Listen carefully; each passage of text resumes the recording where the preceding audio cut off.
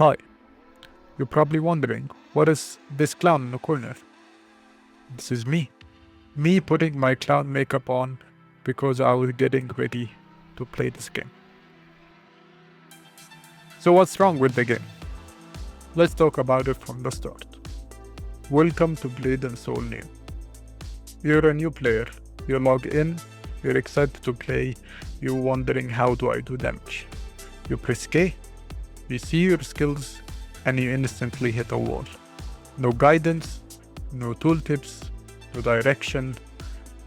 You will not know what to do unless you played the old Blade and Soul. You will hear stuff like Fire Kung Fu Master or Wind Kung Fu Master, for example. You don't know what are those, and the game will not tell you. You will get skill books like these. The story will give you skill books, and the game also doesn't tell you what to do with it. You get accessories. These accessories have something called skill slots. What do these skill slots do? Nothing. No guidance. You don't know. It's just dependent on the information from the old game. So let's say you heard that Fire KFM is good and you want to play Fire KFM. Well, you can't. Why? Because the main skills for Fire KFM, like this, for example, this is a blue book. You need a blue book to play Fire KFM. Actually, you need 2 blue books to play Fire KFM. This is the minimum required to play this build. If you wanted to play Fire KFM a month ago, you would have had to pay a lot of money to get the blue book. The blue book with around 5,000 divine gems, which is $50, something like that. And you need 2, so you need $100 just to play Fire KFM. Actually, some builds are logged behind purple books, which is even way more expensive. One purple book can be around 40,000 divine gems, which translates into $300 to $400 dollars. So your accessory here, it has skill slots. So the way it works is you slot in books. So you take the book, okay, and you put the book in the skill slot, and now you have the book. But the way to get that book, if you want it blue and higher, it's all RNG. You will get a box and you will hope the box gives you the skill that you need. So for example, you want to remove the book from the accessory that you have. So removing books from your accessory consumed like currency and also consumes gold, which is very difficult if you want to experiment. It doesn't give you any room to experiment or like spec and respec later. In a dungeon, for example, you put a certain skill for that dungeon and a different skill for another dungeon.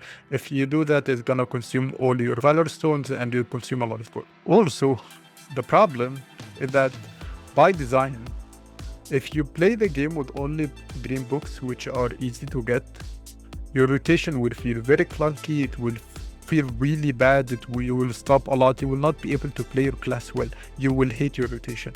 But surprisingly, if you get like a higher tier books, your rotation will be smoother and smoother. You know, ultimately to legendary, which is the best.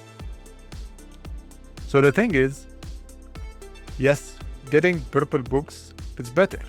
Getting purple books will make your class feel way better, make your rotation like really smooth. But also you can stack these books, making the skill that you're stacking the book off more and more powerful. For example, let's look at this guy. This guy is a whale. He has 1,000 attack power. No one in the game, I think he's the only one in 1,000 attack power. So let's look at his skills. For sure, it's very diverse. No. It's Ice Rain, Epic, Purple Ice Rain, Purple Ice Rain, Purple Ice Rain. Wow, Purple Ice Rain, Purple Ice Rain, Purple Ice Rain, and some other books that he needs for utility. So let me just tell you that one of these books is around $300 each.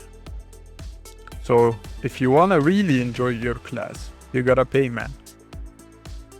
So now we understand the skill books. Cool. How else can you do damage? Well, stats. You improve stats. You improve these stats. You improve the critical damage, critical rate, your attack power, your accuracy. These stats are needed to do damage.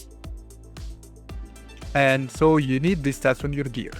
One of the big annoying problems in the game is just the game doesn't show you percentage.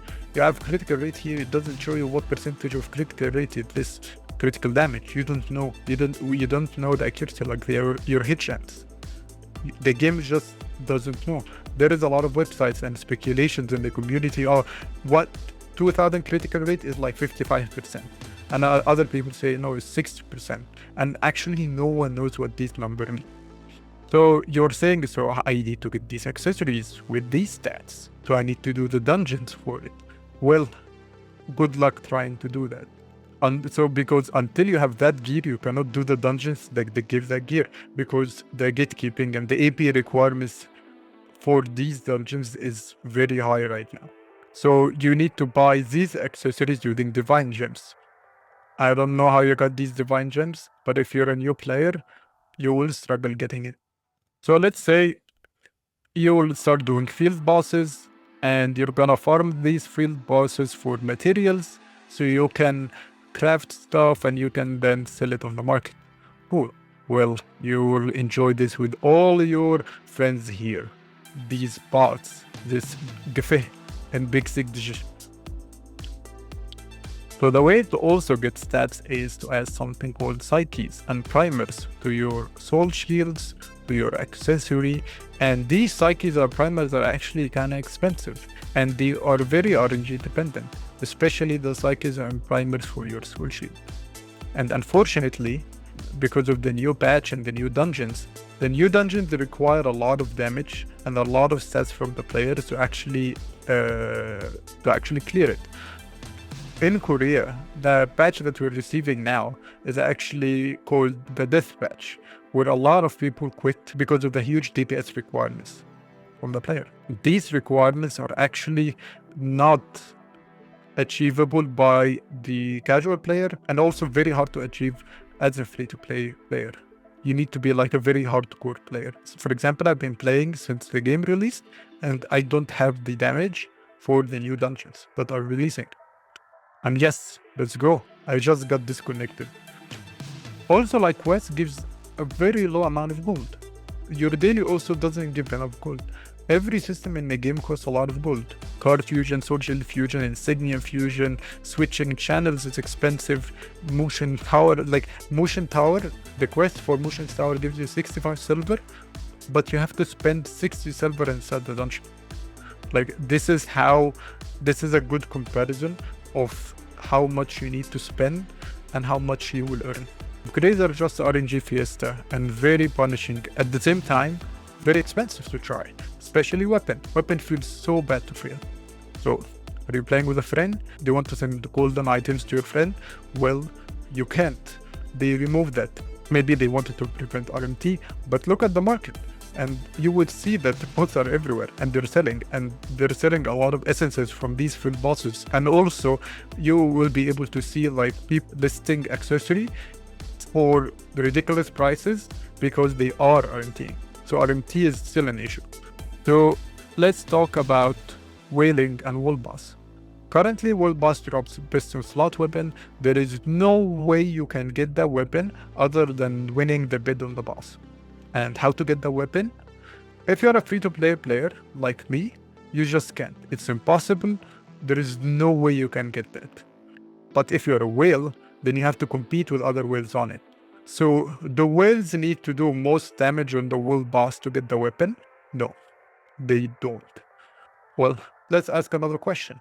Do whales need to participate in the world boss to bid on the weapon? No. The whale can be sitting on his chair playing the game with only one hand and just putting a price, and that's it. This weapon here, it dropped from the world boss. So this guy won the bid on the weapon for 123,000 divine gems. So 123,000 divine gems is around 1,200 euros. So I just want you to... And he always bids on a weapon and he always wins because he just puts ridiculous prices on these stuff. So literally, everyone is gate kept for these weapons because of whales. So just for reference, divine gems is a currency that you buy with your real money. This is not a currency you earn in the game. This is a currency that you buy with the real money. And the market, everything in the market is sold for divine gems. You cannot buy anything in the market for gold, for example. So the only currency that works on the market is the currency that you can buy with real money. So let's say you're just a normal player and you went to the world boss, and this is the box that you will get from the world boss. The really like bad box. It gives you basically nothing. And there is almost 0.01% chance for you to get a good card. You need to be the top 5 in each class to get the big boy. And the big boy is literally just an upgraded version of this shitty box, and you get nothing. You only get a share. So as you can see from the image here, the more damage you do, the more contribution you will have, and the better contribution tier you'll be on. It's only worth it for the top 70 players in terms of damage, because they can get good distribution from the winning bid. The problem is the top 7 players which are getting the most distribution are whales, or dolphins at least. So as a normal player, my experience going to the whale boss, it just feels like I'm helping whales get stronger. I'm not getting any benefit. If by chance I'm in the top 350 people in damage in all the European servers, I might get like 30 divine gems, which honestly is not worth the hassle because I don't want to help these whales. A system that was in the old game that was really good, and is that you can spec something called threat. You can just put points, and these points you can put in something called threat. So when you attack the boss, you will be the one tanking the boss. Okay, and the classes in the game are built around that. For example, my class, I have flammable block because I'm supposed to be a tank class. Other classes don't have that because they are not meant to tank bosses. Blade and Soul Live, you had skills to generate threat, and you had points to generate threat. And the thing is, some classes are built to be tanks. Like for example, my class, I have a spammable block, I have iframes, like they help me to tank. But other classes, they don't, because the game is built in that way that there are classes to tank and there are classes to not tank. But they just remove the threat completely for no reason. The dungeons in Neo are the same dungeons from Blade and Soul Live. These dungeons were designed to have a tank with threat, but in Neo they just left the dungeons as is, but removed threat from tanks, which results in chaos in a lot of dungeons. So everything I said so far is just assuming you can log into the game, or if you are already logged in, you don't kicked out by the constant DDoS that has been happening for over a month now. The DDoS that hasn't been solved for over a month now. And at the end, don't forget, guys. So everyone, don't forget that the CEO of NC America thinks that the DDoS that has been going on is cool because they only attack big guys and not small guys, and that means something. So she feels proud while we are here suffering.